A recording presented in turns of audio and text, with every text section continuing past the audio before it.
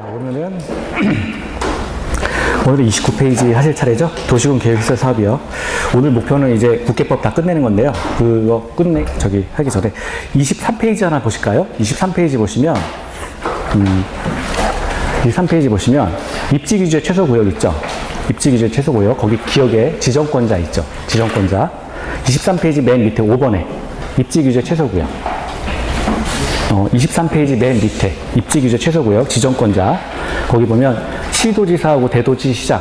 원래는 이제 우리 국장이라고 배웠잖아요. 근데 이거 이제 변경된 겁니다. 변경된 거니까 시도지사, 대도시시장 이렇게 일단 기억을 하시는데, 근데 이게 좀 논란이 있어요. 이게 왜냐하면 저도 이제 국계법 다 찾아보고 그랬는데 부칙에서 이제 바꿨는데 원래 조문이 살아있거든요. 지금 국계법이. 그래서 이게 그 학원 선생님들이 이제 중구난방이에요, 사실은. 그래서 반반 나누었어요.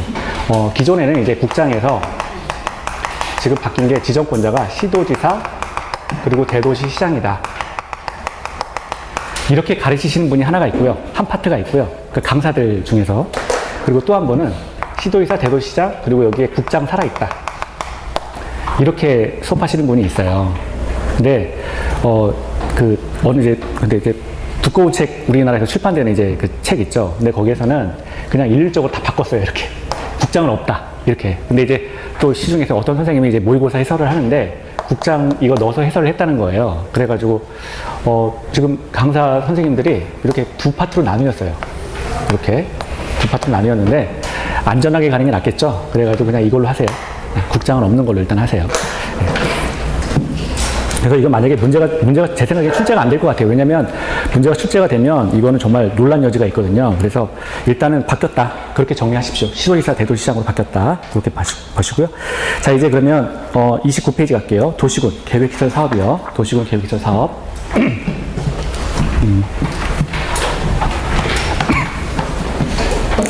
자.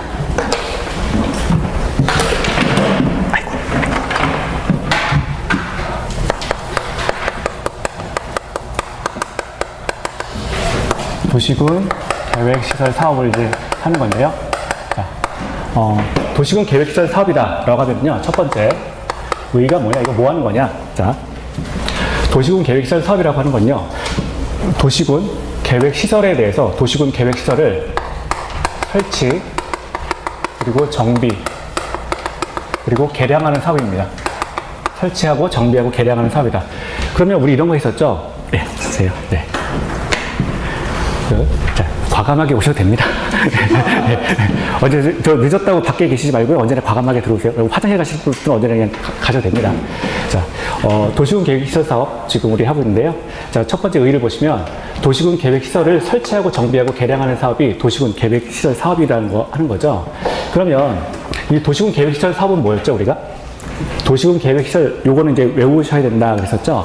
기반시설 중 도시군 관리 계획에 의해서 결정된 시설. 이게 도시군 계획시설이었어요. 그럼 그 기반시설은 또 몇 가지가 있었죠? 아까 7가지가 있었다라고 했었죠. 그러니까 7가지가 혹시 다 기억이 안 나면, 도로나 하수도나 공원이나 이런 거 설치하는 게 우리가 도시군 계획시설 사업이구나. 이렇게 그냥 머릿속에 집어넣으시면 돼요. 도시군 계획시설에 대해서 설치하고 정비하고 개량하는 사업이 도시군 계획시설 사업이다. 자, 그러면 이 도시군 계획시설 사업을 어떻게 지금 어떻게 설치하고 정비하고 개량할 거냐? 이제 그거를 보겠다는 거예요. 그러면 첫 번째, 이 도시군 계획시설 사업은 도시군 관리 계획에 의해서 결정을 하죠. 도시군 관리 계획에 의해서 도시군 계획시설 사업을 진행하게 되는데요. 도시군 관리 계획으로 도시군 계획시설에 대해서 결정 고시라는 걸 하게 됩니다. 자, 그 다음에, 국가로부터 예산을 받아요. 국가로부터 예산을 받아서 단계별 집행 계획을 수립하게 됩니다. 단계별 집행 계획.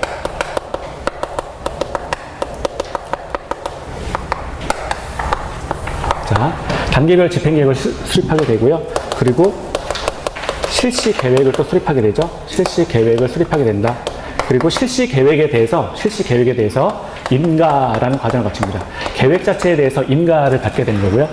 우리 인가는 속성이 허가인데 토지를 공적으로 이용하면 그 용어 구별을 위해서 인가라고 한다고 그랬었죠. 그래서 허가하고 똑같은 건데 토지를 공적으로 이용할 때는 우리가 인가라는 표현을 씁니다. 그래서 실시 계획에 대해서 인가를 받게 되고, 그리고 이제 공사가 들어가는 거죠. 공사 착공, 그리고 공사 완료, 그리고 맨 마지막에 그 그 안전한지에 대해서 준공 검사를 한다. 그래서 준공이라는 단어를 크게 거치게 돼요. 그래서 크게 이렇게 하나, 둘, 셋, 넷, 네 가지의 단계를 거치게 되죠. 단계별 집행계획, 국가로부터 예산을 받아서 단계별 집행계획을 시행하게 되고요. 실시계획, 그리고 실시계획에 대한 인가, 그리고 공사 착공, 공사 완료, 그리고 준공, 이런 단계를 거치게 된다. 자, 그래서 이 순서대로 이렇게 보시면 돼요.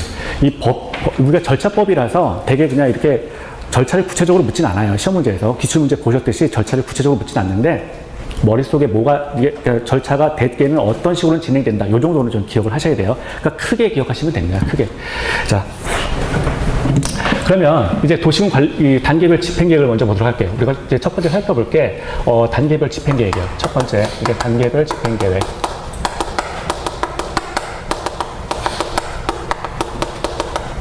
단계별 집행계획. 첫 번째, 수립권자는 누구냐? 수립권자.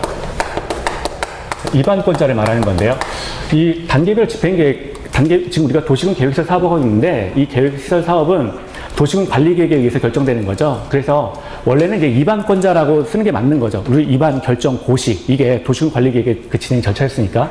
근데 이제 그냥 혼용해서 씁니다. 그래서 수립권자, 입안권자 똑같은 개념이다. 이렇게 보시면 되는데, 누가 있습니까? 자, 이 단계별 집행계획을 수립한다. 자, 특별시장, 그리고 광역시장, 특별자치시장, 특별자치도지사, 그리고 시장, 군수가 이제 단계별 집행계획에 대해서 수립할 수가 있어요. 수립할 수가 있는데, 여기 국장하고, 국토교통부 장관하고요, 그리고 도지사, 이 사람들도 이제 수립할 수가 있습니다. 국장은 이제 국가계획 관련해서, 국가계획에 관련된 도시군 계획시설에 대해서 국장이 입안할 수가 있다는 거고요. 수립할 수가 있다는 거고요. 도지사는 광역도시 관련해서, 광역도시 계획 관련해가지고는 이제 도지사가 단계별 집행계획을 수립할 수 있다. 자, 그러면 두 번째, 단계별 집행계획에 대해서 우리가 이제 구분을 보는데, 이 단계별 집행계획이다. 자, 구분은 이제 1단계, 2단계로 나눈다라고 하는 거죠. 1단계, 2단계로 나눕니다. 1단계는 3년 이내. 자, 3년 이내 사업을 시행하는 경우를 우리가 1단계에 포함된다라고 하고요. 3년 이후에 사업을 시행하는 경우를 이제 2단계 사업이다라고 한다는 거죠. 한 번 더 말씀을 드리면, 도시군 계획시설 사업이다라고 하는 거는, 예를 들어서 어떤 지역에 토지 위에 도로를 이렇게 건설하거나, 또는 이렇게 뭐 공원을 건설하거나, 뭐 이런 것들이에요. 도로를 건설하거나, 공원을 건설하거나, 이런 것들이 이제 도시군 계획시설 사업입니다. 근데 그런 것들은 이제 기본적으로 도시군 관리 계획에 의해서 결정을 한다라고 하는 거죠. 도시군 관리 계획에 의해서 이렇게 뭐 도를 설치한다, 또는 공원을 설치한다라고 하는 것들을 고시를 하게 돼요. 고시를 하게 되고, 이 고시가 있은 날로부터 2년 내 단계별 집행계획을 수립을 한다라고 하는 거죠. 자, 그리고 단계별 집행계획을 수립하는데 어떤 도로의 범위가 굉장히 크다는 거예요. 또는 공원이 굉장히 크다는 거예요. 도로라고 한다면 어떤 지역 내 이렇게 도로라고 한다면 도로의 범위가 굉장히 크기 때문에, 자, 이 부분은 제 1단계로 하고 이 부분은 제 2단계로 하겠다라고 한다는 거죠. 그래서 1단계에 들어가면 여기는 3년 내에 시행하는 거고, 2단계는 3년 이후에 시행하겠다라고 하는 게 이제 그 단계별 구분입니다. 단계별 구분. 자, 그리고 세 번째, 절차를 볼까요? 절차는, 자, 지금 여기서 이 단계별 집행계획 수립권자가 특광, 특특, 시장, 군수, 국장, 도지사, 이 사람들이 단계별 집행계획을 기본적으로 수립할 수가 있는데, 이 사람들이 계획을 수립할 때는 관계 행정기관의 장과 협의하라. 관계 행정기관의 장과 먼저 협의를 해야 되고요. 그리고 이게 지방의회 의견을 들어라라고 해서 지방의회 의견 청취가 필요하다는 거예요. 지방의회 의견 청취가 필요하다. 자, 이런 단계를 거치게 됩니다. 그래서 단계별 집행계획에서는 크게 이렇게 세 가지 정도 이렇게 하나 보시면 돼요. 세 가지 정도 보시면 된다. 자, 두 번째는 그럼 실시계획을 볼게요. 자, 두 번째, 실시계획. 이제 구체적인 계획인 거죠. 실시계획이라고 하는 건 이제 도시군 관리계획에 기반해서 단계별 집행계획이 만들어지고, 그 더 구체적인 계획이 이제 실시계획인데, 실시계획은 누가 세우느냐? 자, 시행자가 실시계획을 수립하게 됩니다. 시행자가 실시계획을 수립하게 돼요. 근데 시행자는 두 가지가 있다는 거예요. 두 가지가 있다. 자, 우리가 원칙, 그리고 예외, 이렇게 나눠볼 수가 있는데요. 원칙은 누구냐? 원칙은 행정청인 시행자입니다. 행정청인 시행자.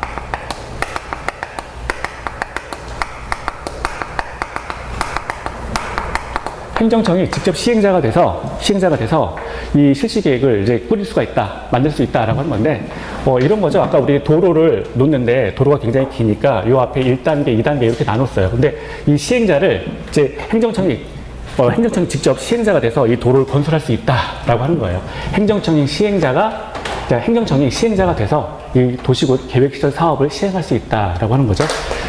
그래서 자, 행정청이 그럼 누구냐? 아까 우리 봤던 거예요. 이방권자, 이 사람들이죠. 특광특특 시장군수, 국장도지사입니다. 그래서 특별시장, 광역시장, 특별자치시장, 특별자치도지사, 그리고 시장, 군수가 직접 사업을 시행할 수 있다는 거예요. 직접 시행한다. 자, 그리고 국가계획이 관련돼 있다면 국가계획과 관련된 도시군 계획시설, 뭐 도로, 공원, 뭐 이런 것들이라면 이런 것들에 대해서는 국토교통부 장관, 국장이 또 직접 시행할 수 있다. 자, 그리고 그게 광역도시 관련해서는 도지사가 직접 시행할 수 있다. 직접 시행할 수 있다. 그래서 우리 일반권자가 아까 수리권자, 이방권자 이 사람들이 직접 다 시행할 수 있다라고 하는 거죠. 직접 시행할 수 있다. 자, 이게 기본적인 원칙입니다. 기본적인 원칙이에요. 그런데 아까 우리가 봤던 거, 우리 기출문제에서 봤던 거, 이 도시군 계획시설 사업, 그러니까 도시군 계획시설의 내용이 자, 그러니까 요걸 만약에 원칙 A라고 한다면 자, B라고 해볼게요. 도시군 계획시설이 도로예요. 도로라고 생각하세요. 도시군 계획시설이 자, 2개 이상의 관할구역에 걸치는 경우, 관할구역에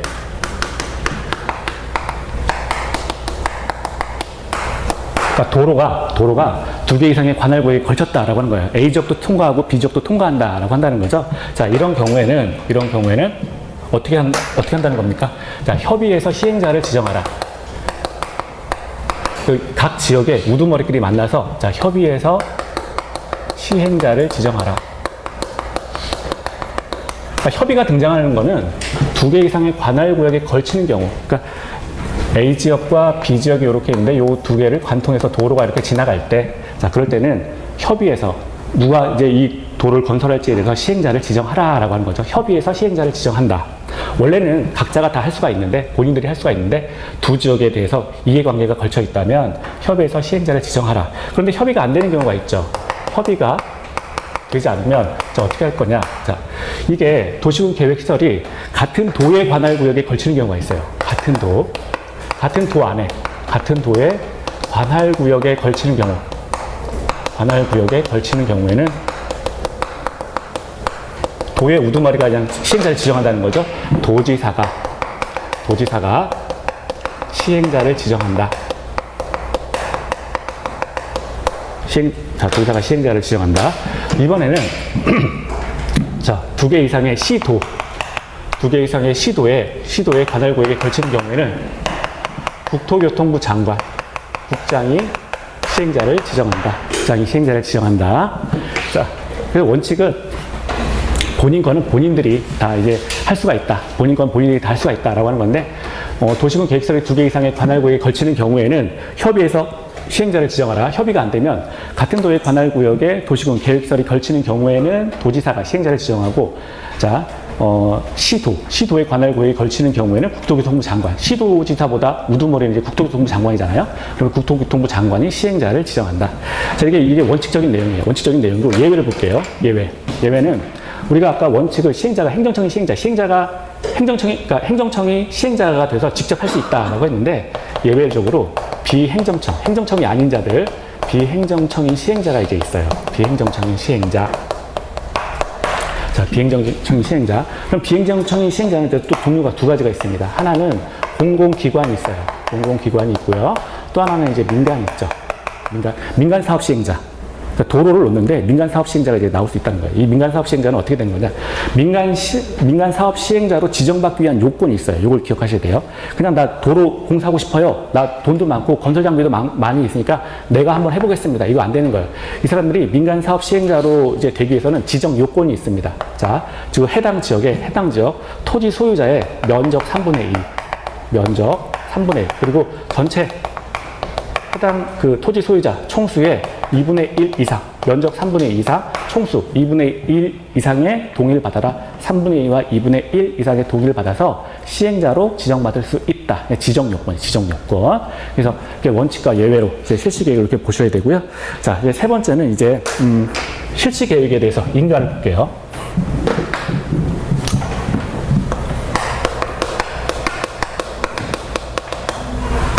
구체적인 계획이 이제 실시 계획이죠. 실시 계획의 인가를 받아야 되는데, 자, 첫 번째 인가권자는 누구냐? 자, 인가권자 볼 거고요. 자, 인가권자는 누구예요? 국장, 시도지사, 그리고 대도시시장 이렇게 나오는 거죠. 그래서 인가권자는 국토교통부 장관, 시도지사, 그러니까 큰 사람들이 인가를 해준다. 큰 사람들이 허락을 해준다. 자, 그렇게 기억하세요. 국장, 시도지사, 그리고 대도시시장. 자, 이렇게 보시면 되고요. 그리고 이 사람들이 국장, 시도지사, 대도시장이 인가를 해주면서 조건부 인가를 달 수가 있습니다. 그러니까 사업 시행자한테 너 이런 것들을 완료를 조건으로 내가 허가해 줄게 라고 하는 게 이제 조건부 인가예요. 조건부 인가 도대체 뭘 조건으로 할 거냐? 외우셔야죠. 우리 어떻게 외웠어요? 기위 환경조를 조건으로 조건부 인가를 해준다. 자, 첫 번째. 기가 뭐예요? 기반시설의 설치. 그렇죠? 네. 기는 다 써볼까요? 자, 기반시설의 설치. 위는 위해 방지.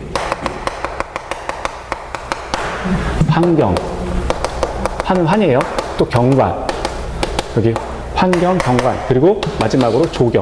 조경을 조건으로 해서, 자, 요 5가지를 조건으로 해서, 인가권자가 조건부 인가를 할 수 있다. 기위 환경조. 자, 그리고 민간 사업 시행자의 경우에는 이행 보증금을 예치하게 할 수 있죠. 그럼 복하시고, 자, 이행 보증금 예치도 가능합니다. 이행 보증금, 돈을 맡겨놔라 라고 하는 거잖아요. 사업 시행자가 공사하다가 먹튀할 수가 있어요. 갑자기 뭐 예를 들어서 큰 피해를 주거나 이렇게 뭐 사업 진행이 어려우면 공사하다가 날아갈 수가 있잖아요. 그냥 도망갈 수가 있어요. 야간 도주할 수 있으니까 그런 거 방지하기 위해서 우리 이행보증금을 미리 예치하게 합니다. 그리고 공사가 완료되면 돌려주는 거예요. 돌려주는데 이행보증금을 예치하는 주체는 민간 사업 시행자에 한정되는 거예요. 민간 사업 시행자에 한정되는 것이고 공공은 여기 아까 우리 사업 시행자가 민간하고 공공이 있었잖아요. 이 공공은 이행보증금을 예치하는 게 아닙니다. 이행보증금. 그래서 민간만 지금 이행보증금을 예치하게 할 수 있다. 이행보증금 예치할 수 있는데 여기도 사유가 몇 가지가 있어요? 5가지가 있었죠. 5가지. 이거 지난달에도 한 거고 그 전달에도 한 거고 계속 한 거예요. 그렇죠? 네. 저 혼자 했나요? 그런 거 아니죠? 네.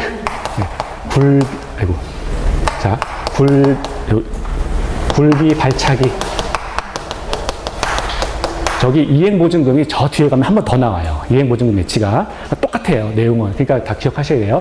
지금 우리 도시군 계획시설 사업하고 있는데 도시군 계획시설 사업을 시행할 때 민간 사업 시행자의 경우에는 이행보증금을 예치하게 할 수 있다라고 하는 거예요. 사업 시행자가 공사하다가 도망갈 수가 있으니까. 그러면 자, 5가지의 경우에 이행보증금을 예치하는 거죠. 굴비 발차기의 경우에는 민간 사업 시행자는 돈 내놓고 공사해라 라고 하는 거예요. 그럼 첫 번째, 굴은 뭐예요? 불착으로 인해서 주변의 공작물이나 건축물을 손괴시킨 경우. 우리 왜 그런 거 많잖아요. 보면 도로공사 들어갔는데 옆에 건축물 흔들려요. 뭐 이런 거 있잖아요. 이런 경우에 자, 미리 사업 시행자에게 돈 내놓고 공사해 라고 할 수 있어요. 그래서 불착으로 인해서 손괴, 주변 공작물이나 건축물에 피해를 주는 경우, 손괴를 가한 경우. 자, 그 두 번째는 비는 뭐예요? 비탈면의 경사. 이렇게 비탈면인데 비탈면에 이렇게 경사가 있어요. 근데 이거 그냥 내버려두면 비 오면 다 무너져서 밑에 난리 나잖아요. 그러니까 이거 방지하기 위해서 자, 비탈면에 조경을 하게 되는 경우. 비탈면에 조경이 필요한 경우. 비탈면에 조경이 필요해요. 여기 이제 뭐 나무 심어놓고, 나무인가? 뭐 아무튼 꽃 이런 거 심어놓고 아무튼 뭐 돌도 깔아놓고 뭐 이렇게 되면 안 무너질 거 아니에요. 그래서 비탈면에 적용이 필요한 경우, 자, 발은 뭐예요? 발파로 인해서 주변에 피해를 주는 경우, 피해가 예상되는 경우, 자, 이런 경우도 지금 이행보증금을 예치하게 하고 사업 진행하게 할 수 있다. 자, 차는 뭐예요? 차량 통행으로 인해서 주변에 오염의 우려가 있는 경우, 주변에 오염의 우려가 있는 경우에도 지금 이행보증금 예치하게 할 수 있다. 그리고 다섯 번째는 기반시설의 설치가 필요한 경우, 그러니까 부대적인 어떤 그 도로라든가 뭐 이런 것들이 필요한 경우, 기반시설이 필요한 경우에는, 자, 불비발차기를 조건으로 해가지고 이행보증금을 예치하게 할 수 있다. 민간 사업 시행자의 경우에만 이행보증금을 납부하는 겁니다. 뭐 예를 들어서 토지공사가 들어와서 공사한다. 그러면 얘네들이 이행보증금 납부하는 거 아니에요. 자, 이행보증금 예치하게 할 수 있다. 그리고 네 번째. 자, 그리고 고시. 자, 실시계획을 인가를 받은 다음에 이제 고시. 제3자도 알 수 있게, 국민들이 알 수 있게 고시를 해야 돼요. 우리가 이러이러한 것들에 대해서 지금 사업을 시행하고, 자, 인가를 받았습니다. 라고 하는 사실에 대해서 고시를 해야 됩니다. 그러면 지금 이제 그 실시계획에 대해서 이제 고시가 이루어지게 되면 우리가 어떤 한 지역을 개발할 때는 어떤 한 지역에 대해서 도로를 놓는다, 뭐 공원을 놓는다라고 하수도 설치한다라고 했을 때 이게 지금 국계법에서만 적용되는 게 아니고 다른 관계 법률도 많이 적용된단 말이에요. 예를 들어서 하수도를 설치한다 그러면 하수도법이 따로 있을 것이고, 건축물에 어떤 영향을 주면 건축법이 또 적용될 수가 있고, 그래서 다른 여러 가지 법률들이 이제 한꺼번에 같이 적용되는데, 자, 지금 실시계획에 대해서 고시를 하게 되면 관계 법률 등의 다른 법률에 의해서 인가나 허가를 받아야 되는 경우도 있겠죠. 관계 법률 등의 인가, 허가 등의 고시 또는 공고가 있은 것으로 의제가 됩니다. 무슨 말이냐? 실시계획에 대해서 고시를 받게 되면 다른 법률에 의해서 마찬가지로 인가를 받고 허가를 받은 것으로 보기 때문에 다른 법률에 의해서 고시나 공고를 할 필요는 없다는 거예요. 이거 하나만 그냥 알려주면 되는 거예요. 이거 하나만. 그래서 고시를 하게 되면 관계법률 등의 인가, 허가를 받기 때문에 고시, 공고가 의제가 된다. 자, 그리고 이제 마지막으로 뭐가 있어요? 시행자 보호 조치가 나오죠? 자, 시행자 보호 조치. 그러면 시행자 보호 조치, 이쪽에, 이거 지울까요? 좀 지우겠습니다. 시행자 보호 조치. 자, 시행자. 이 사업 시행자인데, 뭐 공공이 됐건 민간이 됐건 다 이 시행자를 보호하기 위한 조치들이 몇 가지가 있어요. 시행자 보호 조치. 시행자가 유리하게 사업 진행하도록 시행자를 보호하는 조치가 있습니다. 자, 시행자 보호 조치는 뭐예요? 우리가 여기서 위였을까요? 시행자 보호 조치. 시행자 보호 조치는 우리가 분소 공국수였죠? 그래서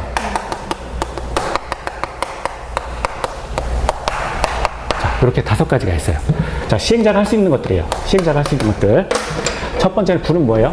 자, 분할 시행해서 공사할 수 있다. 사업 시행자가 이제 분할 시행을 1단계, 2단계 나눈다. 이런 얘기죠. 사업 시행자가 이제 공사를 진행하는데, 요거는 1단계 하겠습니다. 요거는 이제 시간이 필요하니까 너무 크니까 요건 나눠서 2단계 하겠습니다. 그래서 분할 시행, 공사를 이제 분할 시행할 수 있다라고 하는 거고요. 자, 시행자가 또 서류에 대해서 무상 열람할 수가 있습니다. 뭐 1단계에 대해서 뭐 공사를 하는데 이게 과연 누구 땅인지 알아보고 뭐 이런 것들에 대해서는 어떤 다 필요한 서류가 있겠죠. 근데 그런 것들에 대해서 관공서에서 이제 서류를 뜨게 돼 있는데 무상으로 열람할 수 있다. 시행자가 무상으로 열람할 수 있다. 자, 그리고 세 번째 공은 공시송달이 가능해요. 여기 지금 예를 들어서 A라는 사람이 원래 이 땅의 주인이에요. 그럼 이 땅 위로 지금 도로가 이렇게 지나가야 돼요. A 땅 건데 A 땅의 그 소유자 A 땅 위로 이렇게 도로가 지나가야 돼. 근데 A가 행방불명이에요. 어디 사는지 알 수가 없어요. 자, 이런 경우에는 자, 우리가 그 토지 소유자한테 알려줘야 될 의무가 있잖아요. 사업 시행자는. 그러면 이 토지 소유자를 알 수가 없을 때, 토지 소유자의 이제 거소나 주소가 불명확할 때 공시송달이라는 제도를 할 수가 있겠죠. 이걸 이용할 수가 있는데, 송달의 가름, 그러니까 송달의 공시를 하게 되면, 그러니까 공시송달이라고 하는 거는 이제 그 토지 소유자의 주소나 거소를 알 수가 없을 때, 자, 공고를 하게 되면, 그러니까 공시를 하게 되면, 송달된 것으로 보겠다라고 하는 게 이제 공시송달이에요. 그래서 그 사업 시행자가 공시송달 제도를 이용할 수 있다. 자, 공시를 하게 되면 송달에 가름한 것으로 보겠다. 토지 소유자에게 시행자의 의견이 전달된 것을 보겠다라고 하는 게 이제 공시송달 제도고요. 그리고 이 지역이 지금 이 지역에 지금 도로가 지나가게 돼 있는데 국공유지일 수가 있어요. 국공유지인데 국가가 또 행정부처가 여러 가지가 이제 나눠져 있으니까 또는 이제 지방자치단체가 소유한 땅이 이제 공유지가 되는 거죠. 근데 지방자치단체가 이렇게 도시군 그 계획 사업에 대해서 결정 고시를 해놓고도 요거에 대해서 이렇게 뭐 팔 수가 있습니다. 그러니까 뭐 의도적으로 팔았건 또는 모르고 팔았건 국가 땅이나 공유지 땅에 대해서 매각을 하는 경우가 있어요. 근데 이 매각 자체가 바로 무효가 된다. 별개의 재판으로 이 매각 행위에 대해서 무효화시키는 게 아니라 이 도시군 계획시설 사업 부지에 대해서 국가나 이제 공유지가 있는데 요거에 대해서 매각해버리면 바로 무효가 된다는 거예요. 바로 무효. 원래 무효를 만들려면 재판을 통해야 되잖아요. 재판 필요 없다는 거예요. 바로 무효화 시켜버린다. 그리고 사업 시행자는 이제 수용이나 이 지역, 이 땅에 대해서 필요할 때는 수용 또는 사용을 할 수가 있다. 그래서 수용, 사용할 수 있다라고 하는 거죠. 그래서 우리 요렇게 쭉 흐름을 가지고 좀 공부해 주세요. 그래서 분서, 공국숙, 자, 시행자 보호 조치 이렇게 5가지가 있다라고 하는 것이고요. 자, 그리고 이제 맨 마지막에 이제 준공이 있죠. 준공은 누가 하느냐? 준공은 시도지사하고요. 그리고 대도시시장. 이제 도로 놓았어요. 그런데 안전하다. 이제 다니셔도 됩니다. 라고 해서 준공 검사해 주는데 시도지사하고 대도시시장 이 사람들이 이제 준공 검사해 준다. 준공한다. 자, 여기까지 보시면 돼요. 크게 여기까지 보시면 되는데 책으로 볼까요? 그러면 자, 29페이지 하단입니다. 29페이지 하단이면 자, 거기 볼게요. 도시군 계획시설 사업의 나왔는데요. 도시군 계획시설 사업이란 도시군 계획시설을 설치, 정비 또는 개량하는 사업을 말한다. 아까 도시군 계획시설이 뭐라고요? 이거 외우시라 그랬죠? 기반시설 중 도시군 관리계획에 의해서 결정된 시설. 예. 외우세요. 네, 맞습니다. 그리고 30페이지 갈게요. 넘어가시면 그래서 단계별 집행계획이 있어요. 도로를 넣는데 너무 지역이 크다는 거예요. 그럴 때는 나눠서 합시다라고 하는 게 단계별 집행계획입니다. 그래서 수익권자는 아까 우리 봤죠? 8명. 그래서 우리 외우실 때 어떻게 했어요? 8단 이렇게 외우셨죠? 특광, 특급, 시장, 분속 하나, 둘, 셋, 넷, 다 6명이죠. 국장, 도지사 해가지고 8명입니다. 그래서 단계별 집행계획은 8명, 8단이다. 8명이 단계별 집행계획을 세운다. 라고 기억하세요. 8단이에요. 8명이면 다 나온 거예요. 다. 자, 그래서 8명이 끝이에요. 다 나온 거고. 자, 밑에 거기 보면 수립 절차를 보면 자, 니은 볼까요? 니은? 30페이지 위에서 동그라미 2번에 니은이요. 자, 수립을 보면 도시군 계획시설 결정의 고실로부터 2년 이내에 재원 조달 계획, 보상 계획 등을 포함하는 단계별 집행 계획을 수립해야 된다. 지금 이게 도시군 계획시설 사업을 진행하려면 요거를 진행하려면 도시군 관리 계획에 의해서 도시군 계획시설이 결정, 고시돼야 됩니다. 결정 고시가 되고 이 도시군 계획, 도시군 관리, 도시군 계획 시설에 대한 결정 고시가 있고요. 요 앞에 바로 써볼까요? 자, 도시군 관리 계획에 의해서 도시군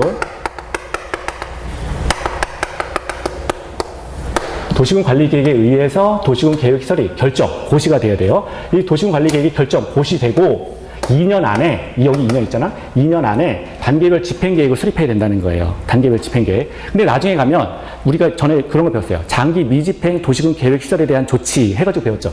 그럼 이게 2년 안에 단계별 집행계획을 수립해야 되는데 2년 안에 그럼 수립하지 않으면 어떻게 될 거냐? 그것도 이제 본단 말이에요. 그 다음 페이지에 나와요. 그 다음 페이지. 그게 우리가 봤던 장기 미집행 도시군 계획 시설에 대한 조치예요. 그래서 우리 개매할 수 있다. 뭐 이런 거 했었잖아요. 예. 전설은 아니죠. 네, 전설은 아니에요. 그래서 그런 거 했었습니다. 그래서 요거 어쨌든 도시군 계획시설 결정 고시되고 2년 안에 단계별 집행계획 수립하시오라고 하는 내용이 나와 있죠. 자, 거기 보면 그거 2년 이내에 수립하는데 재원 조달 계획, 보상 계획 이건 뭐냐면 아까 우리 여기 1단계, 2단계 했잖아요. 그러면 내 땅 위에 지금 하수도 지나간다. 내 땅 위에 도로 지나간다. 내 땅이 지금 공원 부지로 들어간다라고 했을 때 우리가 1단계라고 하는 얘기는 뭐냐면 1단계에서 보상 계획을 잡는 거예요. 보상 계획을 잡아서 국가에서 보상을 하고 뭐 수용을 하거나 뭐 사용권을 얻거나 어쨌거나 보상을 해서 이제 공원 놓고 도로 놓고 이렇게 한다는 거죠. 그래서 1단계, 2단계 나눈다라고 하는 거고요. 근데 보상할 때 1단계 내에서 재원 조달 계획, 보상 계획들이 들어가야 된다. 그래서 돈 관련된 거, 물자 관련된 거 이런 것들이 포함돼야 된다. 그래서 니은 하나 보시고요. 저기 밑에 가시면 3번 그 중간에 도시군 계획시설 사업의 시행자에서요. 거기 2번 볼까요? 동글 맨 밑에 2번. 비행정청이 시행자라고 했었죠. 여기 시행자예요. 여기 비행정청이 시행자.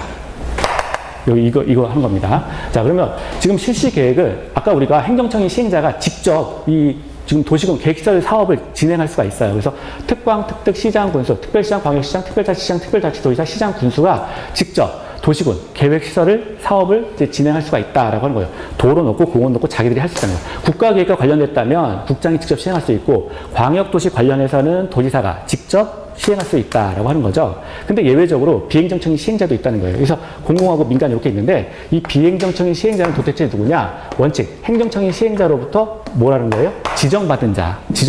이게 비행정청인 시행자라는 거예요. 지정을 받아야 됩니다. 근데 비행정청인 시행자 같은 경우는 이제 공공하고 민간이 있었죠. 그러면 공공 같은 경우는 뭐 토지개발공사라든가 뭐 이런 공적인 기관들이에요. 그러면 얘네들 같은 경우는 지정받기가 쉬운데 민간 사업 시행자 같은 경우는 지정받기가 어렵죠. 그래서 지정 요건이 등장하는 거예요. 별개로 지정을 받으려면 자, 그 지정 요건으로서 그 해당 지역에 그 토지 소유자의 동의를 받아야 되는데 면적 3분의 2 이상 그리고 전체 토지 소유자 총수 2분의 1 이상의 동의를 받으라. 그러니까 요거 숫자 가지고 맨날 이제 바꿔가지고 문제 내잖아요. 3분의 2, 2분의 1 이렇게 자 기억하시고요. 거기 박스 처리됐죠. 30페이지 하단에 자 그거 보시면 되고요. 31페이지 갈게요. 자, 뭐 실시 계획인데 이거는 구체적 도면이라고 생각하시면 됩니다. 그래서 이 사람들이 이제 실시 계획을 다 수립해서 직접 자기가 시행할 수가 있는데 뭐 설계도서, 자금 계획, 시행 기간 이런 것들이 포함되어야 된다. 뭐 당연한 거고요. 밑에 내려가시면 알아두기 있죠. 그거 하나 볼까요? 자, 인가를 받지 아니하는 경미한 사항의 변경. 자, 그래서 이런 거 밑에 1, 2, 3, 4, 5번이 나와 있는데 요거 할 때는 별개적으로 인가를 받을 필요 없다라고 하는 거예요. 여기 보면 인가, 실시 계획에 대해서 실시 계획 자체 인가를 받는 거잖아요. 근데 인가가 필요 없다는 거예요. 그러니까 경미한 거를 우리가 인가 받을 필요가 없다, 허가 받을 필요 없다라고 보는 건데 거기 1번에 사업 명칭을 변경하는 경우. 자, 사업 이름이 바뀌었어요. 사업이. 그런 경우. 그리고 두 번째 볼게요. 건축물의 중간이요. 건축물 연면적이 10% 미만의 변경. 자, 거기 들어가는 사업에 어떤 건축물이 들어가 있는데 건축물의 연면적 10% 미만의 변경입니다. 이 경우도 지금 인가받을 필요 없다. 그리고 4번 볼까요? 4번. 기존 시설의 용도 변경을 수반하지 아니하는 그러니까 기존에 어떤 건축물이 있는데 그거에 대해서 용도 변경을 하지 않는데요. 그런 면에서 대수선, 재축, 개축인 경우. 그러니까 우리가 대수선, 개축, 재축 요걸 외우지 말고요. 그 앞에 거 외우세요. 기존 시설의 용도 변경을 수반하지 아니하는 경우 인가받을 필요 없다. 이거 그냥 용도 변경이 이제 수반되지 않은 거니까 아주 가벼운 것만 바꾸겠다라고 하는 거죠. 그리고 5번에 보면 도로의 저쪽 끝에 5번 끝에 변경을 수반하지 아니하는 도로의 개량인 경우. 그래서 다 이것도 마찬가지로 원래 기능을 침해하지 않는다는 거예요. 4번이나 5번 같은 경우는 이건 뭐 우리가 경미한 상으로 당연히 볼 수가 있겠죠. 그래서 2번 하나만 잘 보세요. 지금 본 게 1, 2, 4, 5번을 봤는데 2번에서 건축물의 연면적 10% 미만의 변경. 자, 이 경우에는 별개로 인가받을 필요 없다. 요거나 잘 보시고. 자, 넘어갑니다. 넘어가시면 그 32페이지 갈게요. 32페이지 가시면 자 거기 3번에 이행보증금 이 시험에 왜 이행보증금이 자꾸 나오는지 모르겠는데 민간 사업 시행자의 경우는 공사하다가 먹튀할 수가 있으니까 돈 내고 공사하시오라고 하는 거죠. 이행보증금의 예치 거기 보면 자 기비환경조 해서 앞에 외우세요. 이런 걸 조건으로 해서 이행보증금을 민간 사업 시행자에게 예치하게 할 수 있다. 기비환경조. 우리 아까 여기 했던 거. 여기, 자, 지웠네. 기비환경조. 이렇게 있었고요. 자, 그리고 이행보증금 예치 사유. 자, 이걸 조건으로 이제 기비환경조. 자, 그래서 조건부 인가를 할 수 있다라고 하는 것이고, 밑에 이행보증금 예치 사유가 박스에 나왔어요. 그러면 굴비발착이었죠. 거기 첫 줄에 보면 1번이요. 토지의 굴착으로 인해서 됐습니다. 굴 동그라미 하시고요. 동그라미 2번에 중간에 비탈면 적용할 필요가 있는 거 비 동그라미 하세요. 3번에 토속의 발파 앞에 발 거기에 동그라미 하시고 네 번째 토속을 운반하는 차량의 통행 차 동그라미 하시고요. 그래서 끝에 보면 주변에 환경에 오염될 우려가 있다. 그리고 2번에서 맨 끝에 기반시설의 설치가 필요한 경우 기 해서 굴비발차기의 경우에는 민간 사업 시행자는 돈 내고 공사하라라고 하는 공사 완료되면 다시 돈 돌려준다라고 하는 거죠. 자 됐고요. 밑에 가시면 자 이제 오른쪽 33페이지 갈까요? 시행자 보호 조치가 나옵니다. 시행자 보호 조치. 이제 공사를 사업 시행을 하는데 첫 번째 볼게요. 서류의 공시송달에서 기억에서요. 거기 동그라미 2번에서 공시송달의 예에 따른다. 공시송달. 자, 요거 하나 보시고요. 자, 그리고 3번에서 국공유지의 처분 제한 나왔죠. 그래서 요 행위는 바로 밑에 무효로 한다. 그러니까 별개 재판 필요 없다는 거예요. 원래 어떤 행위를 무효로 돌리려면 반드시 재판을 해야 되겠죠. 행정재판 들어가야 되는데 이건 필요 없다는 거예요. 자, 왜냐하면 토지 소유자가 국가나 또는 공공기관 공유주는 이제 지방자치단체가 소유하는 땅이 공유주인데 얘네들이 이런 거 그냥 팔아먹을 수가 있다는 거예요. 그러면 바로 무효로 본다. 자, 그리고 네 번째요. 토지 등의 수용 및 사용인데, 자, 기억. 시행자는 사업에 필요한 물건 또는 권리를 수용하거나 사용할 수 있다. 그 지역에 이제 들어가서 도로 놓고 이제 개발해야 되는 거니까 수용하거나 사용할 수 있다라고 하는 것이고요. 니은은 보면 인접한 물건 또는 권리를 일시 사용할 수 있다. 뭐 이렇게 나왔습니다. 그리고 디귿 보면 공치법이 적용된다. 공치법이 적용된다. 이 말은 뭐냐면, 자, 공치법이 공익사업을 위한 토지 등의 취득 및 보상에 관한 법률이잖아요. 그러니까 기본적으로 뭔가 어떤 그 사업 진행하기 전에 보상해놓고 사업 진행하라라고 하는 건데, 이미 이거는 우리 1단계에서 사업 진행할 때는 3년 이내에 시행하는 사업이 1단계였는데, 이거 3년 이내 1단계로 이제 지정이 되면 보상이 먼저 들어갑니다. 보상이. 그래서 당연히 공치법은 적용된다라고 하는 것이고요. 5번 볼게요. 타인 토지의 출입. 자, 요거 박스, 요거 하나 보겠습니다. 숫자가 이 법학적 관련해서는 숫자가 나면 항상 좀 보셔야 돼요. 그래서 1번 볼게요. 토지의 출입인데 7일 전까지 7일 체크하시고요. 자, 소유자, 점유자, 관리인에게 통지해야 된다. 출입은 7일입니다. 그런데 그 옆에 보면 토지의 일시 사용, 장애물 변경 제휴가 있죠. 여긴 일시 동그라미 하세요. 그러니까 그냥 들어가는 거, 남의 땅에 들어가는 거는 7일 전까지 알려줘야 되는데, 일시 사용할 때는 3일 전까지 통지한다. 그래서 일시는 3일이에요. 일시. 자. 그리고 다시 왼쪽에 오시면 토지의 출입 있죠. 거기 보면 2번에서요. 비행정청인 시행자는 그 밑줄 끈 거, 그 밑에 줄. 자, 허가를 받아야 된다. 그래서 행정청이 여기 비행정청인 시행자 있죠. 이게 민간이죠. 민간사업 시행자의 경우에는 허가를 받으라. 그래서 용어 자체를 잘 쓰는 거예요. 용어 자체를. 인가가 아니라 허가라는 말을 썼어요. 자, 됐습니다. 그 정도 보시고요. 자. 거기 아까 33페이지 하단에서 볼게요. 아까 기출문제 나왔던 게 6번이죠. 타인 토지의 출입 등에 의한 손실보상이 있는데, 손실보상 의무자가 누구냐? 그 행위자가 속한, 그러니까 행위자는 이 도시군 계획시설 사업을 진행하는 자였고, 자, 이자가 속한 행정청이나 도시군 계획시설 사업의 사업 시행자가 이제 보상 의무자다. 그래서 행정청이, 주로 이제 행정청이죠. 아까 왜냐하면 비행정청인 시행자로 지정을 받으려면 행정청인 시행자가 네가 사업해라 라고 해서 지정한다 그랬잖아요. 그러니까 얘가 뭔가 잘못했으면 비행정청인 시행자가 뭔가 잘못했으면 얘를 지정한 행정청이 대신 보상해줘라 라고 하는 거예요. 그래서 행정심판의 대상이 아까 행정청이라고 그랬죠. 행정심판의 청구 대상은 행정청이 됩니다. 자, 그 정도 보시고요. 넘어갈게요. 넘어가시면 그리고 나머지는 그냥 이렇게 읽어보시면 돼요. 이게 책이 잘 나왔어요. 잘 나와서, 여기, 이거 밑줄 긋은 거는 이제 기출문제 그 지문 처리 다 이렇게 여기 만드신 분이 다 한 건데, 잘 나왔습니다. 잘 나왔고. 근데 내용이, 지금부터 이제 보시기엔 딱 맞죠? 200페이지쯤 되니까. 네. 그래서 뭐, 그렇게 보시면 되고요. 다음 페이지는 이제 가시면 도시군 계획시설 부지의 개발 행위. 자, 요 단계 볼게요. 요거까지 하고 조금 쉴게요. 요건 빨리 하겠습니다.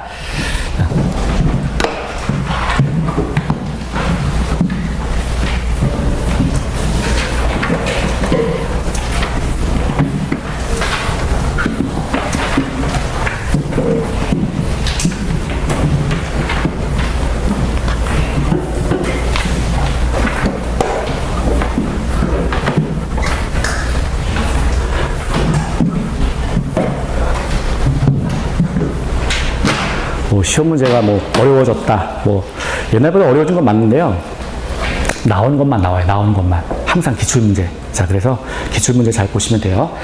밑에 거기 34페이지 가시면 도시군 계획시설 부지의 개발 행위 이렇게 나와 있죠. 요게 아까 우리 했던 장기 미집행 도시군 계획시설에 대한 조치가 돼요.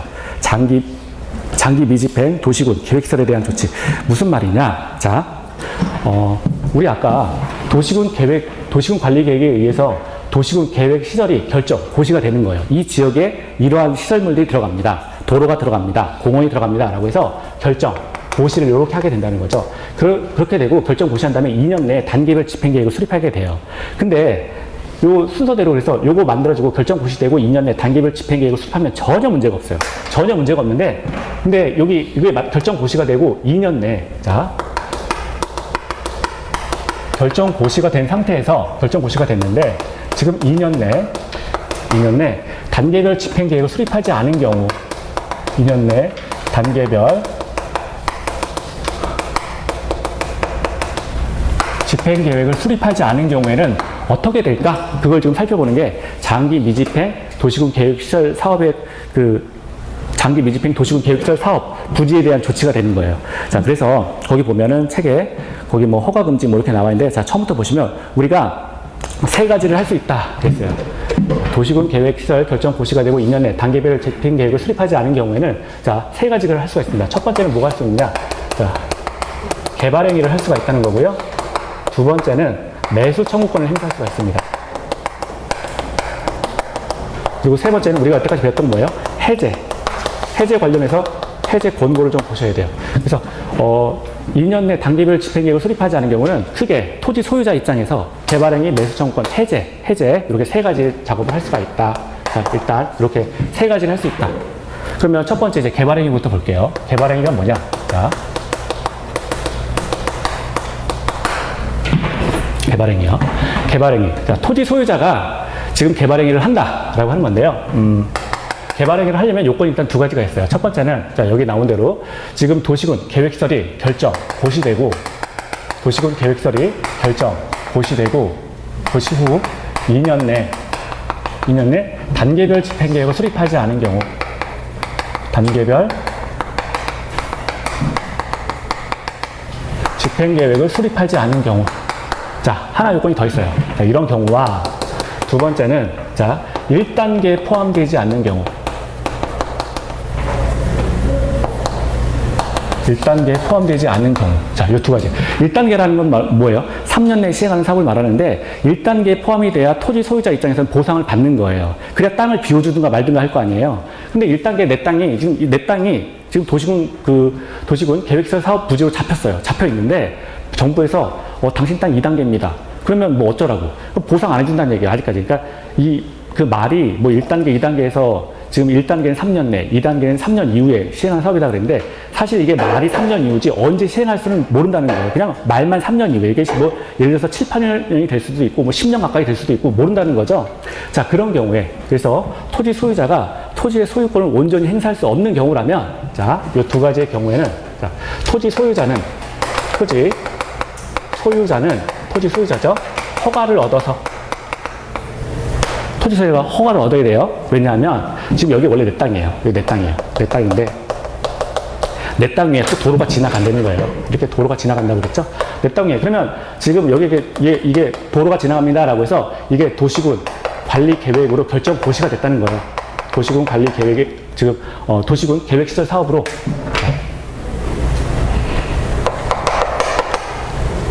도시군 계획시설 사업으로 이렇게 결정 고시가 돼버렸다는 거죠. 도시군 관리 계획으로 시설이 잡혀 있어요.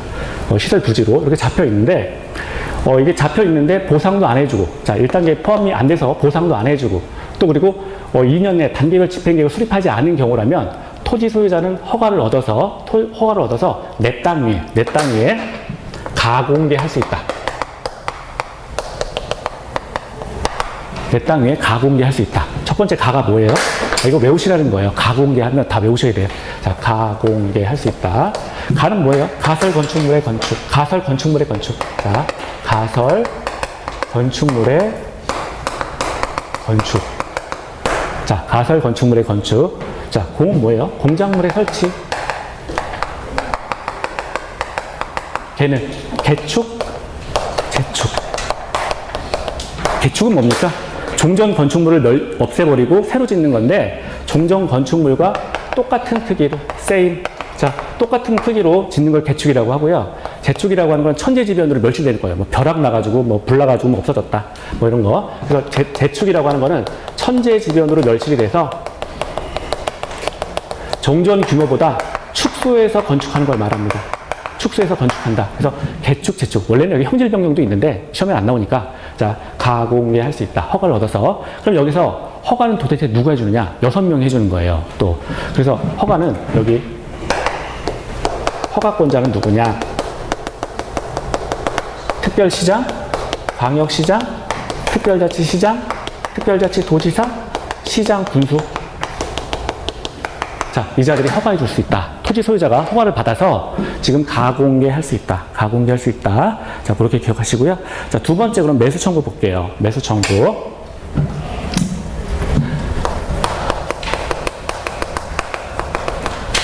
매수 청구. 지금 내 땅 위에 도로가 지나간다는 거죠. 도로가 지나가는데 지금 아무것도 안 하고 있는 거예요. 자, 매수 청구할 수 있는데 토지 소유자가 매수 청구의 주체가 됩니다. 그냥 모든 땅이 되는 게 아니라, 자, 지목이 돼요. 지목이 대인 토지 소유자, 지목이 대인 토지 소유자는 지자체장이 되겠죠. 그럼 아까 지자체장은 누구냐면 여기 허가권자하고 똑같은 애들이죠. 그래서 특별시장, 광역시장, 특별자치시장, 특별자치도지사, 시장, 군수, 얘네들을 상대로 해가지고 매수 청구에 들어간다는 거예요. 매수 청구. 내 땅 위에 도로 지나간다라고 이제 그 고시를 했는데 요건 하나 빼먹었죠. 자, 여기서 이거 10년이에요. 매수 청구. 요건이 도시군 계획시설 결정 고시하고 플러스 10년이 지났습니다. 10년이 경과했어요. 그런데 아무것도 안 했다는 거예요. 미시행했다는 거예요. 미시행. 지금 10년이 지났는데 미시행. 아무것도 안 했습니다. 이런 경우에 지목이 대인 토지 소유자는 지자체를 상대로 해서 매수 청구할 수 있다. 지자체장은 특허특특 시장 분수. 요 대는 아까 뭐였죠? 우리 기출문제에서 대지에 건축물이 있고, 자, 건축물과 그 부속 토지. 건축물과 구속 토지. 이걸 대라 그랬죠? 대. 그러면 아까 우리 기출문제에서 뭐였어요? 토지에 대해서만 매수 청구하는 게 아니라 건축물과 공작물을 상대로도 매수 청구할 수 있다. 다 합쳐서 매수 청구할 수 있다. 사가라. 내 땅에 대해서 계획만 해놓지 말고 너 아무것도 안 하지 않느냐? 10년 동안 사가라. 라고 한다는 거예요. 매수 청구. 그러면 매수 청구를 받은 지자체장은, 자, 지목이 대인 토지 소유자한테 6개월 내에 통지해야 됩니다. 그래, 사갈게. 또는 사가지 않는다. 라고 해서 어쨌거나 yes or no 요거 대답을 해줘야 된다는 거죠. 그럼 지자체장의 경우에는 어떻게 되느냐? 6개월 내에 통지를 해줘야 되는데, 만약에 이 지자체장이 특허특특 시장 분수가 매수를 거부하거나 안 사갈 거거든? 자, 매수를 거부하거나 그래 사갈게 또는 그래 사갈게 라고 해서 매수 허락을 했어요. 매수 승낙을 했는데 2년 내 매수를 하지 않은 경우, 자, 지자체장이 매수하거나 2년 내 매수를 하지 않은 경우에는 또 토지 소유자죠. 지목이 대인 토지 소유자예요. 그냥 소유자가 아니라. 자, 지목이 대인 토지 소유자는 허가를 얻어서 또 허가를 얻는 겁니다. 또 허가. 왜냐하면 토지 소유자는 사적으로 지금 뭔가를 이용하려고 하는 거잖아요. 그 토지를 공적인 요건이 아니라, 그러니까 허가를 받아야 되겠죠. 허가를 얻어서 이번에 뭐 할 수 있어요? 3330 할 수 있다. 그렇죠? 0 할 수 있다. 3330 할 수 있다. 그러면 3은 뭐예요? 첫 번째. 그렇죠. 3층 이하의 단독주택. 3층 이하의 단독주택을 건설할 수 있다.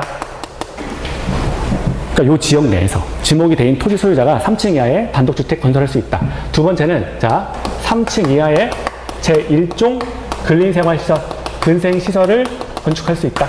1종 근생이 뭡니까? 대개 우리 집하고 가장 가까이에 있는 시설물들을 말하는 거예요. 그래서 소매점, 제과점, 세탁소 이런 데 있죠. 아파트 단지 안에 보면 같이 들어가 있는 것들 있죠. 그래서 소매점, 제과점, 세탁소 이런 것들 아주 가까이에 있는 것들이에요. 근데 규모도 작아요. 자, 이게 1종 근생입니다.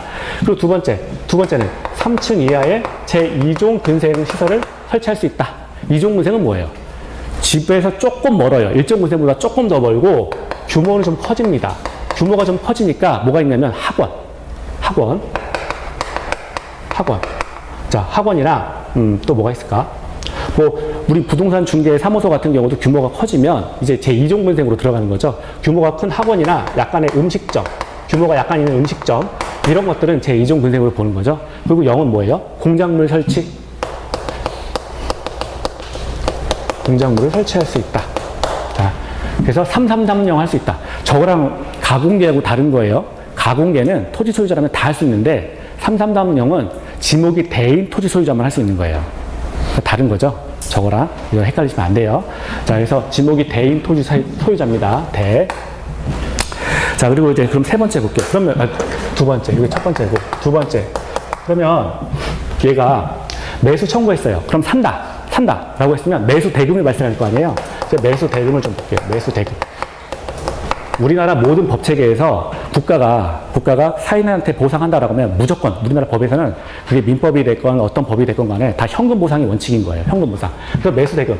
만약에 산다. 지자체에 산다. 이 땅 사갈게. 라고 했으면 현금 보상이 원칙입니다. 현금으로 보상하는 거예요. 근데 예외적으로 얘도 돈이 없을 수가 있잖아요. 지방자치단체가 돈이 없을 수가 있어요. 그러면 예외적으로 채권을 발행해서 채권은 이제 종이 쪼가리죠. 종이 쪼가리 위에 어떤 금액이 녹아있는 게 화체됐다 그러는데 종이 쪼가리 위에 일정한 금액이 화체되어 있는 문서를 채권이라고 합니다. 이 채권을 이제 지자체장이 발행할 수가 있다라고 했어요. 근데 이 채권을 막 발행하는 게 아니라 채권 발행 요건을 좀 기억하셔야 돼요. 토지 소유자가 원하는 경우 저는요 돈 말고요. 지금 당장 현금 말고 그럼 그냥 이거 문서로 주세요. 저 종이 이제 채권을 주셔도 됩니다라고 해서 토지 소유자가 원하는 경우 자, 요 경우 그리고 비업무용 토지 그리고 부재부동산 토지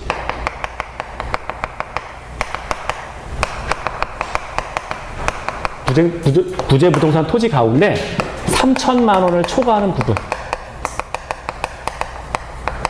자, 이 경우에 채권으로 발행해서 줄 수가 있어요. 이 요건을 다 갖추고 있어야 돼요. 토지 소유자가 원하는 경우, 그리고 대상 토지가 비업무용 토지 또는 부재부동산 토지로서 3천만 원을 초과하는 경우. 자, 이런 경우. 만약에 그 보상해야 될 금액이 전체가 5천만 원이에요. 5천만 원이면 3천만 원을 초과한 거는 2천만 원밖에 없죠. 그러니까 2천만 원에 대해서만 채권으로 발행해서 대신 준다는 거예요. 그럼 3천만 원은 현금 주고 나머지 2천만 원에 대해서 채권으로 준다. 자, 부재부동산. 부재부동산이라고 하는 거는 저거죠. 우리가 공치법이 적용되는 지역이 있어요. 공익사업을 위한 토지의 취득 및 보상에 관한 법률. 그래서 이 부재부동산이라고 하는 거는 자, 이거 그냥 상식적으로요. 모르셔도 되는데 자, 공치법이 적용되는 영역 안에서 공치법이 적용되는 영역 아니면 그 해당 건축물이 즉 토지 보상이 이루어지는 지역이니까 건축물이 예를 들어서 철거가 되거나 대개는 수용이 되겠죠. 공치법이 적용되는 영역 안에 철거나 수용되는 건축물을 소유한 자예요. 소유한 자가 갖고 있는 부동산이 부재부동산입니다. 근데 이렇게 공치법이 적용되는 영역 안에서 철거나 수용 대상이 되는 건축물을 가지고 있으면서 그 지역 내에서 사업을 동시에 시행하지 않는 자를 부재부동산 소유자라 그래요. 그래서 동시에 이 지역에 대해서 거주하고 있지 않습니다. 거주하고 있지 않아요. 또는 이 지역 내에서 사업을 시행하지 않습니다. 이런 것들을 이제 부재부동산이라 그래요. 부재부동산. 공치법이 적용되는 영역 안에 철거나 수용되는 건축물을 대상으로 하며 그 지역 내에서 거주하거나 또는 동시에 사업을 진행하지 않는 자가 가진 부동산, 이게 부재부동산이에요. 그래서 비업무용 토지 또는 부재부동산, 이 토지를 대상으로 해서 채권을 발행할 수 있다. 이 정도 하나 보시고요. 자, 그리고 세 번째 볼게요. 세 번째는 지금 매수 청구권이 매수 청구 관련해서 이제 실효되는 경우가 있어요. 실효. 자, 사라진다라고 하는 거죠. 무슨 말이냐? 지금 실효는요. 도시군 계획시설 결정 고시하고요. 이번에는 20년이 지납니다. 위에 거는 이건 10년짜리죠. 근데 20년이 지나요. 20년이 경과예요. 20년이 경과했는데 이런 경우에 미시행 아무것도 안 했다는 거예요. 20년 동안. 자, 도시군 계획시설이 결정 고시되고 20년이 지났는데 미시행된 경우, 이런 경우라면 자, 20년이 되는 날의 다음 날. 우리 항상 공법에서 다음 날이었잖아요. 그러면 20년이 되는 날 플러스 다음